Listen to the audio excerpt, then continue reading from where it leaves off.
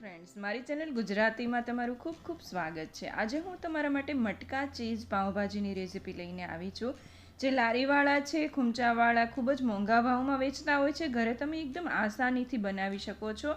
એની સાથે જ પાઉંભાજીની બેસ્ટ રીત પણ હું તમને આજે કહેવાની છું।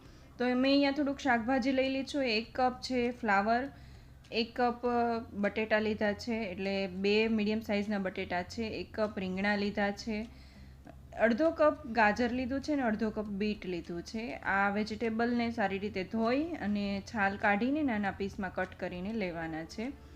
હવે રીંગણા છે, જો ગુલાબી હોય ને તો છાલ સાથે જ નાખવાના છે, પણ જો કાળા કલરના હોય ને તો છાલ કાઢી અને મીડિયમ સાઇઝના પીસ કરીને નાખવાના છે। અડધો કપ મટર લીધા છે। એની અંદર આપણે 1 ટીસ્પૂન પાઉંભાજીનો મસાલો, અડધી ટીસ્પૂન હળદર અને 1 ટીસ્પૂન કાશ્મીરી લાલ મરચું, એની સાથે જ 1 ટીસ્પૂન મીઠું નાખવાનું છે। આટલા મસાલા આની અંદર જ આપણે બાફવામાં જ મૂકી દેવાના છે। 1 ગ્લાસ પાણી નાખી અને આને 4 સીટી મીડિયમ ગેસ ઉપર વગાડી લેવાની છે। હવે એક મિક્સર જારમાં મેં અહીંયા અડધો કપ લસણ લીધું છે, 3 ઇંચ જેટલો આદુનો ટુકડો લીધો છે અને 1 ટેબલસ્પૂન કાશ્મીરી લાલ મરચું લીધું છે। આને પહેલાં પાણી વગર જ ગ્રાઇન્ડ કરી લેવાનું।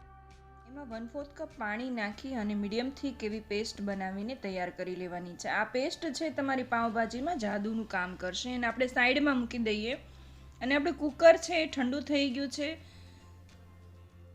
એની અંદર એક્સ્ટ્રા પાણી હોય એ બધું કાઢી લેવાનું છે। એ પાણી આપણે આગળ યુઝ કરવાનું છે, ફેંકવાનું નથી। હવે પાઉંભાજી મેશર વડે આ બધી જ સામગ્રી સરસ રીતે મેશ કરી લેવાની છે।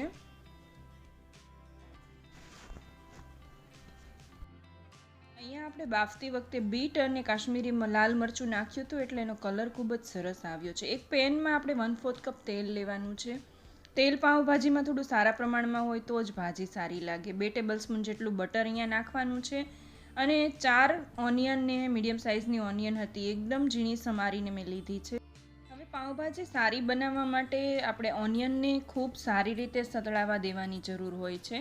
તો અહીંયા ગોલ્ડન બ્રાઉન થાય ને ત્યાં સુધી મીડિયમ ફ્લેમ ઉપર સાતળવા દેવાની છે। અડધો ટીસ્પૂન પાઉંભાજી મસાલો એડ કરવાનો છે ને આપણે જે લસણની મરચાંની પેસ્ટ બનાવી હતી એમાં એડ કરી દેવાની છે અને આ પેસ્ટ સતળાય, તેલ છૂટું પડે ત્યાં સુધી આપણે એને સાતળવાની છે। અહીંયા મેં તીખું લાલ મરચું 2 ટેબલસ્પૂન જેટલું એડ કર્યું છે, કેમ કે ભાજી થોડી વધારે છે તો મસાલા હું એ પ્રમાણે કરું છું।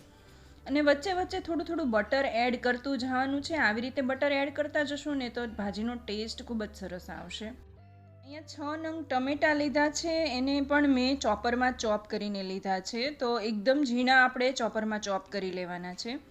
ટમેટાં નાખીએ એટલે તરત આપણે મીઠું એડ કરવાનું છે।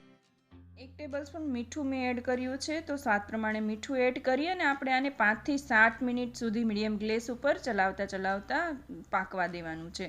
તો ટમેટામાંથી પણ તેલ છૂટું પડી જાય ત્યાં સુધી આપણે એને સાતળવાનું છે અને પછી આપણે જે બોઇલ કરેલા વેજીટેબલ છે બધા એમાં એડ કરી દેવાના છે। તો કાંદા અને ટમેટાને ખૂબ સારી રીતે પાકવા દેવાથી ભાજીનો ટેસ્ટ સારો આવે છે। હવે આને આપણે પાઉંભાજી મેશરથી ફરીથી મેશ કરી લેશું, એટલે કાંઈ પણ ભાજીમાં કચાશ રહી ગઈ હોય ને એ બધી સરસ રીતે મેશ થઈ જાય ને ટમેટાં પણ સરસ રીતે મેશ થઈ જાય।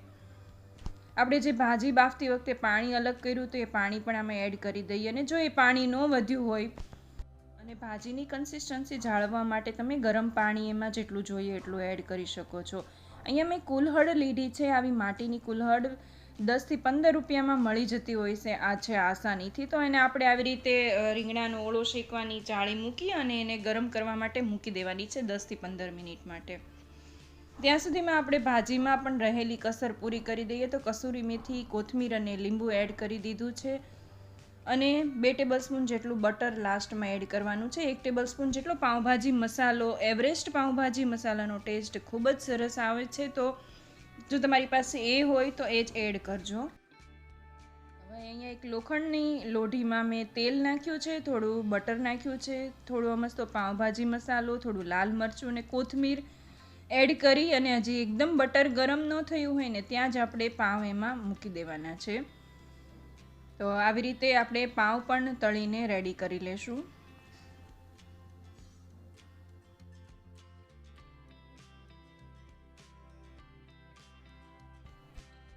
આપણે જે ગેસ ઉપર કુલ્હડ મૂકી હતી એ સરસ રીતે ગરમ થઈ ગઈ છે, તો આપણે ગેસ બંધ કરી અને કુલ્હડ પણ લઈ લેવાની છે.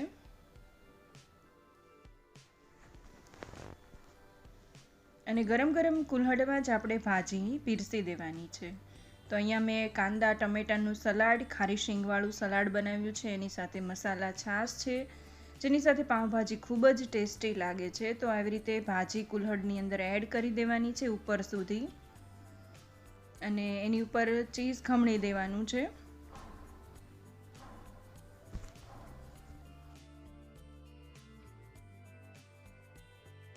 એની ઉપર ગાર્નિશિંગ માટે ફરીથી થોડી ભાજી અને કોથમીરના પાન એડ કરી દઉં છું. ગરમ ગરમ પાવ છે, કુલ્હડવાળી ભાજી છે, મસાલા છાશ ને સલાડ સાથે કંઈક અલગ જ ટાઈપની ભાજીનો એકવાર તમે જરૂરથી ટેસ્ટ કરી લેજો. બધાને ખૂબ જ મજા આવે. વિડીયો ગમ્યો હોય તો લાઈક જરૂરથી કરજો ને ચેનલને સબસ્ક્રાઈબ જરૂરથી કરી લેજો. Thank you for watching.